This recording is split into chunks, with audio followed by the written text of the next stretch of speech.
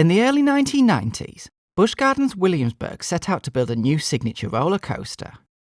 Partnering with Aerodynamics, they aimed for a design unlike anything either had attempted before. For Aero, it was a chance to push beyond their proven formulas and deliver something bold and modern. When Drachen Fire opened in 1992, its blue and silver steel stood out against the park's skyline, a twisted network of track that promised an intense ride from start to finish. But the same elements that made it striking also made it unforgiving. Within a few seasons, the ride's reputation began to shift, and what was once a showcase of innovation became one of the park's most short-lived coasters. Conceived as a showpiece of speed, steel and spectacle, its shine faded quickly and left behind one of the most talked-about stories in coaster history. Busch Gardens Williamsburg opened to the public in 1975, combining European-themed areas with a mix of attractions that balance family experiences and thrill rides. Among its debut lineup was Glissade, a compact steel coaster from the German manufacturer Schwarzkopf. This was the first roller coaster in the Busch Gardens chain, and its inclusion was no coincidence. The same year, just now up the road, King's Dominion opened in Doswell, bringing intense competition for regional visitors. For Busch Gardens, having a signature thrill ride was an important way to attract attention in a growing theme park market. The following year, in 1976, the park unveiled a major expansion, the Oktoberfest area. With it came two additional coasters, De Wildcats, a Schwarzkopf Wildcat model, and Das Kätzchen, a smaller children's coaster. The additions demonstrated a clear appetite for thrill rides among visitors and established roller coasters as a core part of Busch Gardens' identity from the very start. At the same time, the company's sister park, Busch Gardens Tampa, then subtitled The Dark Continent, was making its own moves. In 1976, it introduced Python, a corkscrew roller coaster from Arrow Development. The ride featured two back-to-back inversions and was Florida's first roller coaster that turned visitors upside down. Python debuted only a year after Knott's Berry Farm premiered the first modern inversion in California. It gave Busch Gardens something extremely marketable and ensured the public was eager to visit the Florida park. The success of Python laid the groundwork for a far more ambitious project in Williamsburg. Busch once again turned to Arrow, this time for a custom terrain coaster designed specifically for the park's unique topography. The result was Loch Ness Monster, which opened in 1978. At the time, it was the tallest and fastest roller coaster in the world. Its signature element, interlocking vertical loops, would become an enduring icon of the park. Loch Ness Monster was a critical and commercial success, instantly becoming a signature attraction. While Busch Gardens Tampa's next coaster, 1980's Scorpion, was a compact Schwarzkopf with a single vertical loop, Williamsburg was already thinking bigger. Building on the momentum of Loch Ness Monster, Busch partnered with Arrow again for a suspended coaster, a relatively new concept in the early 1980s. The result was Big Bad Wolf, which opened in 1984. Making full use of the park's terrain and theming, the ride sent suspended trains swinging through a Bavarian village before plummeting down a dramatic drop toward the river. Like Loch Ness Monster, it was both a creative and commercial hit, and over time became one of the park's most beloved attractions. For the remainder of the 1980s, neither Williamsburg nor Tampa added another major coaster. Instead, both parks focused on expanding their themed environments, adding new flat rides, live entertainment and water attractions. Yet the success of the earlier coasters ensured that thrill rides remained central to Busch Gardens' long-term plans. By the end of the decade, the amusement industry was entering a new era. Coaster manufacturers were pushing the limits of height, speed and inversion count. Aerodynamics, long the dominant name in steel coaster design, was at the peak of its influence. But new competitors were emerging. Companies with fresh ideas, innovative track designs, and a willingness to challenge Arrow's status. While Busch Gardens prepared to enter the 1990s, the company's long-standing roller coaster partner, Aerodynamics, had already secured its place in amusement industry history. Its first roller coaster, the Matterhorn bobsleds at Disneyland in 1959, was groundbreaking. It was the first roller coaster to use tubular steel track and demonstrated how steel could allow for smoother rides with more complex layouts. Arrow would go on to define modern steel coaster design, beginning in 1975 with the introduction of corkscrew at Knott's Berry Farm.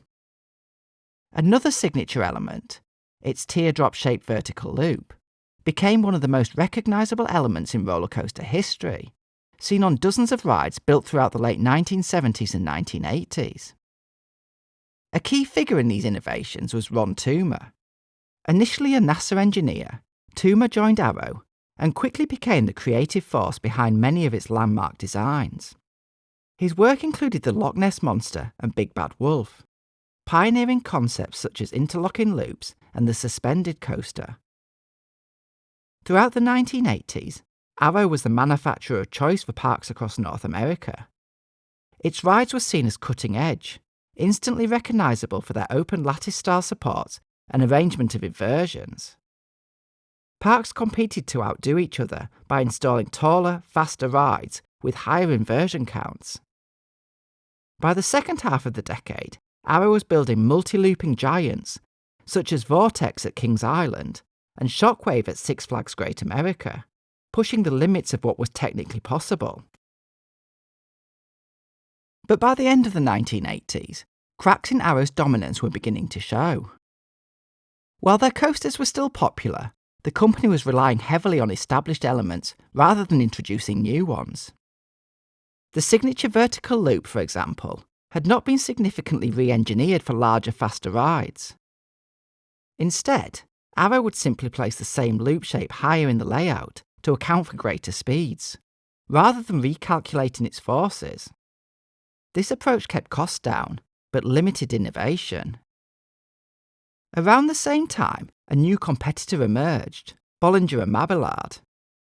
Founded in 1988 by Walter Bollinger and Claude Mabillard, engineers who had previously worked for the Swiss manufacturer Giovanola. The company brought a fresh approach to coaster design. B&M's engineering prioritised smoothness, reliability and new ride experiences.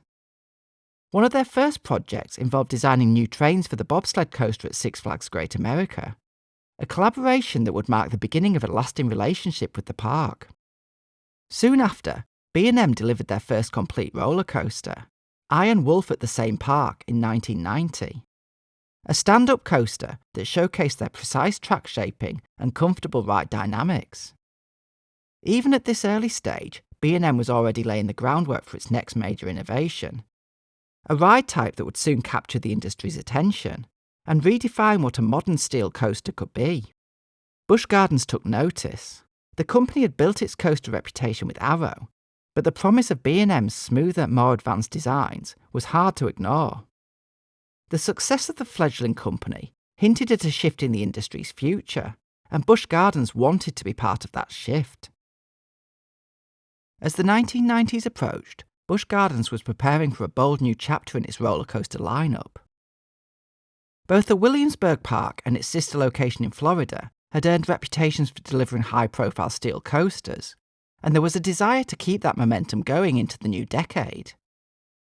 Ideas began to take shape for major new additions at both parks, and it's here the story splits into two very different accounts. One long circulating version claims that Busch Gardens initially approached Bollinger and Mabillard to design two sit-down looping coasters, one for each park.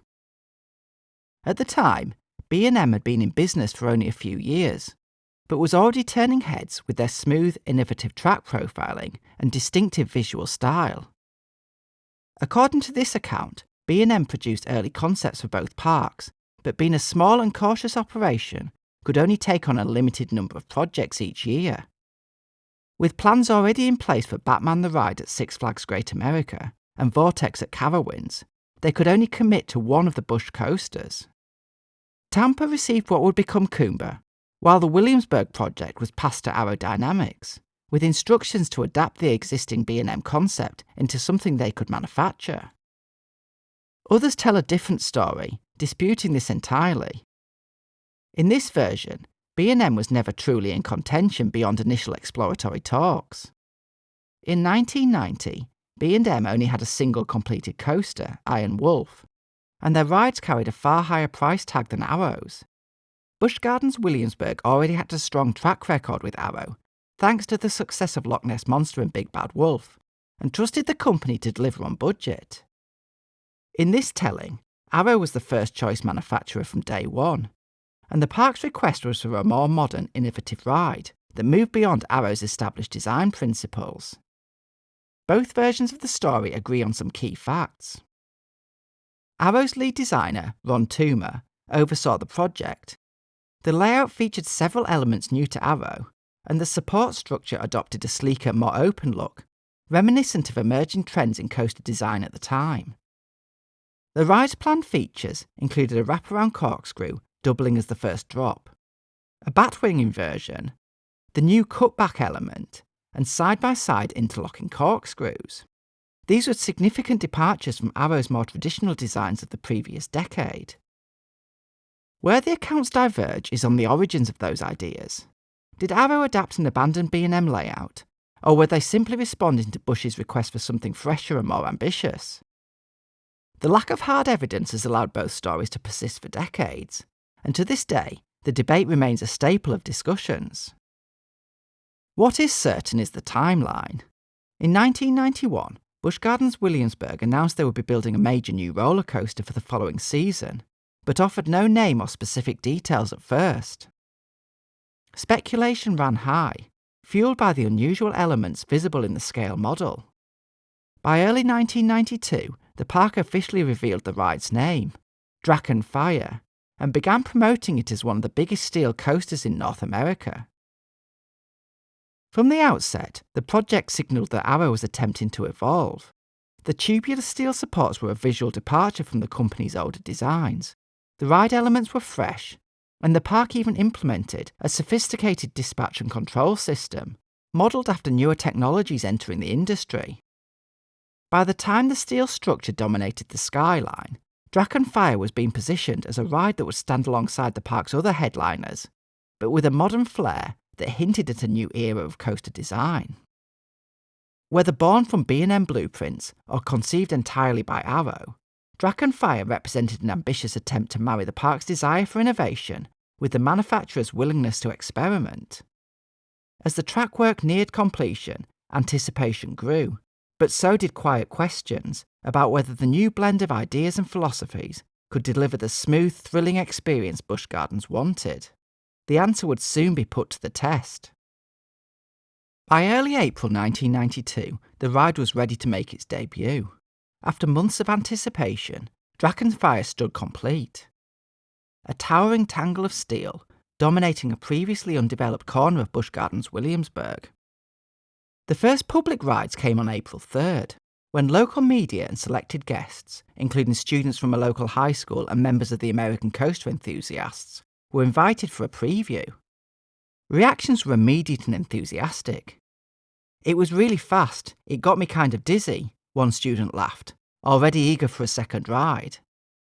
With ACE members declaring Drachen Fire outstanding and one of the most intense they'd experienced, praising its unusual elements like the batwing and the cutback. The official grand opening was scheduled for April 4th, with Saturday crowds set to be greeted by comedian Dana Carvey, who was brought in to cut the ribbon and meet fans. The choice of Carvey, then at the peak of his Saturday Night Live fame, underscored the park's intent to make Drachen Fire's debut a headline event. But the coaster's early days were not without trouble.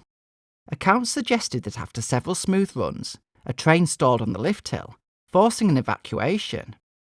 Later that same day, another stall reportedly occurred, and the ride closed for the evening.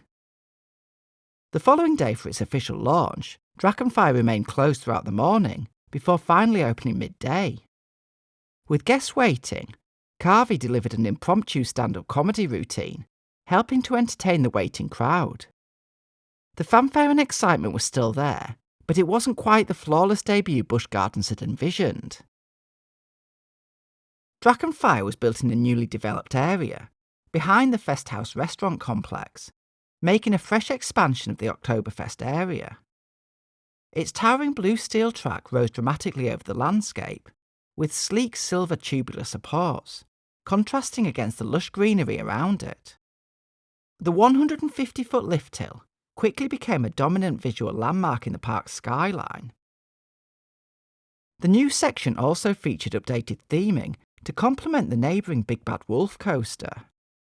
Since Drachen Fire's track passed near the German village facade used by Big Bad Wolf's early layout, the park invested in upgrading those facades, rebuilding previously flat walls into fully three-dimensional structures. This attention to detail ensured guests approaching Drachen Fire would be immersed in a more believable environment as they moved through the area. Guests arrived at the coaster station via winding paths, entering a spacious wood-framed station building. Inside, riders boarded one of 3 new generation trains, painted a vivid fire red.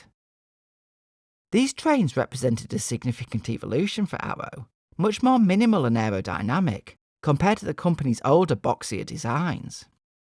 Each train featured wraparound bucket seats that better enclosed riders' bodies, offering an open feeling with unobstructed views in every direction. Over-the-shoulder restraints secured those on board, ready for the complex and demanding layout. The presence of 3 trains allowed the park to handle larger crowds with quicker dispatches. From the moment riders stepped aboard, it was clear Drachen Fire was aiming to blend Arrow's traditional engineering with a more modern experience. As trains glided out of the station and climbed the towering lift hill, guests prepared for a ride that was unlike anything else in the park, a thrilling mix of innovation and tradition. After leaving the station, the train dipped slightly and banked left into a gentle 180-degree turn before beginning the climb up the 150-foot lift hill. Slowly, the park below faded away as riders neared the top, anticipation building with every click of the anti-rollbacks. At the crest, the train plunged down a sharp, straight drop, gaining speed quickly. But instead of following a smooth curve, the ride twisted upwards into a unique wraparound corkscrew, inverting riders 120 feet above the ground. A unique manoeuvre with a daring design unlike anything else. From there, the track dove again, curving downwards, the train reaching a top speed of 60 miles per hour. Riders were sent over a camelback hill designed for airtime, a moment of weightlessness that lifted them out of their seats. Next came the iconic batwing element, Arrow's version of a cobra roll, featuring 2 inversions in quick succession. The train twisted and turned, sending riders back the way they had come. The ride ascended a curve to the mid-course brakes, giving riders a brief pause before diving into the second half. A steep drop led into a corkscrew, followed by a swift left turn over the path below. The train then glided through a cutback inversion, a rare overbank turn that flipped riders briefly upside down before reversing direction. Continuing, the train dipped again and rolled through a second corkscrew. It finished with a fast helix, spiralling down toward the ground. A right-hand turn led the train onto the final brake run, bringing the intense experience to a close. When Drachen Fire opened, it drew large crowds and was initially well received by many coaster enthusiasts. Early reviews described it as an outstanding ride, and some called it spectacular. Media coverage captured the thrill and intensity of the ride, with some calling it wild and wonderful, praising its unique elements like the wraparound corkscrew and the batwing inversion. However, this excitement was short-lived. Less than a month after opening, Drachen Fire began to gain a reputation for its roughness. Just over a week after the ride's debut, 3 riders were taken to hospital complaining of neck pain. Busch Gardens officials maintained the coaster was functioning as designed, with no mechanical problems reported, but the rough ride experience was becoming increasingly apparent. The roughness became a common talking point, with television segments even poking fun at the ride's punishing nature. Despite remaining popular in its first year, Drachen Fire's crowd steadily declined as word spread about the discomfort. The rough nature came down to how the ride was designed. While Aerodynamics had used computer-aided design for Drachen Fire, They also stuck to the older track design methods. Instead of smooth flowing curves, the coaster's track was made up of straight lines and constant radius turns. This caused sudden jolts and rapid changes in forces, especially in the compact action-filled layout. Another major factor was the ride's lack of heartlining, a design technique that keeps the track rotating around the rider's centre of mass to minimise sideways forces. Without it, riders' heads were slammed side to side against the over-the-shoulder restraints, causing the head banging that so many complained of. Additionally, while the trains looked new and sleek, they were built on older chassis and wheel systems and weren't designed for such intense forces. This led to mechanical stress and contributed to the rough experience. Drachen Fire pushed Arrow's technology to its limits, but failed to deliver the smooth, comfortable ride that guests expected. Over in Tampa, Busch Gardens' sister park had opened its new roller coaster in 1993. Coomber, a smooth, twisting steel roller coaster from manufacturer Bollinger & Mabillard. Coomber was a runaway success, drawing rave reviews from coaster enthusiasts and casual visitors alike. It was credited with boosting the park's attendance by 15% in its first year, cementing B&M's reputation for building intense yet remarkably comfortable rides. Meanwhile, in Virginia, Busch Gardens Williamsburg was still wrestling with Drachen Fire's growing reputation for discomfort. Station announcers routinely warned riders to remove earrings and keep their heads firmly pressed against the headrests. Ride operators visually checking for earrings as they readied the train for dispatch. By the end of 1994, the complaints had grown loud enough that the park attempted a major fix. The diving corkscrew, immediately after the mid-course brake run, one of the roughest parts of the ride, was removed entirely. In its place, Arrow installed a long shallow drop toward the cutback, along with trim brakes to control speed. This smoothed out one particularly jarring section, but other rough transitions, like the turn into the mid-course brakes or the entry into the final corkscrew, remained. Following the 1995 season, Busch Gardens made further modifications to Drachen Fire in an effort to improve community relations. In an unusual move, the coaster's traditional anti-rollback system on the lift hill was replaced. The original setup created a loud clacking sound as trains climbed, which had led to complaints from nearby residents. Engineers installed a system that stayed disengaged during normal operation and would only activate if the train began to roll back, significantly reducing lift noise. Unfortunately, neither change could save Drachen Fire's reputation. Ridership continued to decline year after year, and the coaster's future at the park began to look increasingly uncertain. In 1997, Busch Gardens unveiled Alpengeist, a towering inverted coaster from the now-established B&M. Built in the park's German Rheinfeld section, Alpengeist combined an imposing 195-foot lift hill with 6 distinct inversions, all while weaving through a snowy ski lodge theme that made full use of the park's terrain. Alpengeist proved that a coaster could be both intense and incredibly smooth. Guests praised its pacing, restraints and theme, with it quickly earning high marks in industry polls. For Drachen Fire, the arrival of Alpengeist was the beginning of the end. The new B&M not only stole the spotlight, but also highlighted everything Drachen Fire wasn't: smooth, comfortable and easy to re-ride. By comparison, Arrow's creation seemed even less appealing, its already tarnished reputation sinking further. Lines that once stretched far beyond the station now dwindled to the point where riders could walk straight onto a train. The situation worsened in July 1998, when a 43-year-old man suffered a brain injury while riding Drachen Fire. Whether or not the incident was directly caused by the coaster, it was enough for Busch Gardens to close the ride indefinitely, only 6 years after it had opened. The park cited ongoing maintenance difficulties and persistent rider comfort issues as the main reasons for the decision. At the time, Busch Gardens indicated that modifications might be made to improve the ride's performance and reliability, but the coaster remained standing and not operating for several seasons. Drachen Fire's track, trains and station were left intact, and the ride was still visible on the park's skyline. Busch Gardens initially placed the coaster up for sale, drawing interest from a number of prospective buyers.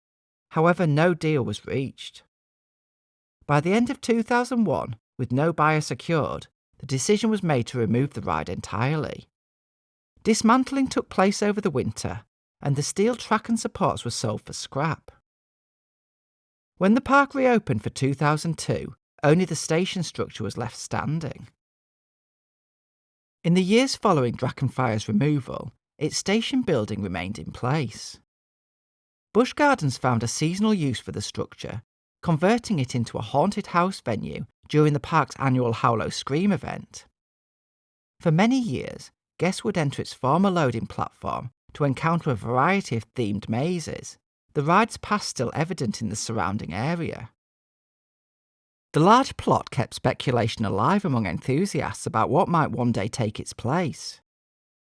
The speculation intensified in 2019, when rumours began circulating of a new coaster project for the former Drachen Fire site. Fans dubbed the unconfirmed ride Drachen Fire, a proposed Intamin-built multi-launch shuttle gigacoaster, originally planned to debut in 2021. According to leaked plans, the coaster would have featured 2 high-speed launches, a pair of towering spikes, as well as sweeping bank turns. To enable operation with 2 trains, the design incorporated switch tracks, connecting the main shuttle track to the station. The COVID-19 pandemic put the project on hold, and for several years its future remained unclear. Then in September 2024, a new attraction for the site was officially announced, but it wasn't Drachen Fire. Instead, the park revealed Big Bad Wolf: The Wolf's Revenge, a spiritual successor to the park's former Big Bad Wolf attraction.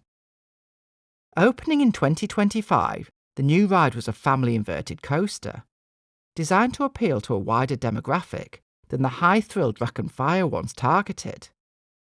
While the ride's layout was entirely new, it did make use of parts of Drachen Fire's old infrastructure, including the repurposed station building and a reorganised queue line, welcoming guests once again to a coaster in Festhaus Park.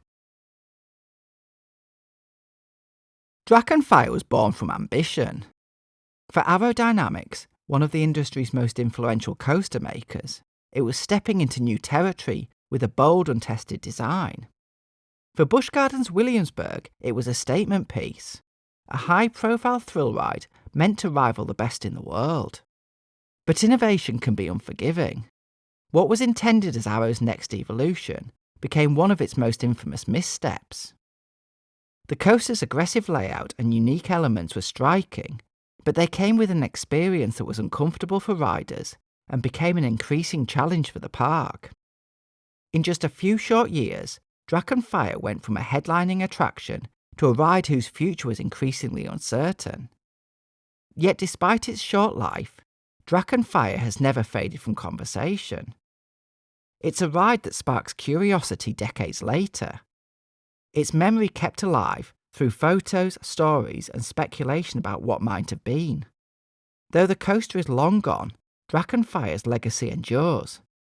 It stands as a reminder of a time when Arrow dared to challenge its own designs, and Busch Gardens took a risk on something truly different. A brief, turbulent chapter in coaster history, one that still captures imaginations even after all these years.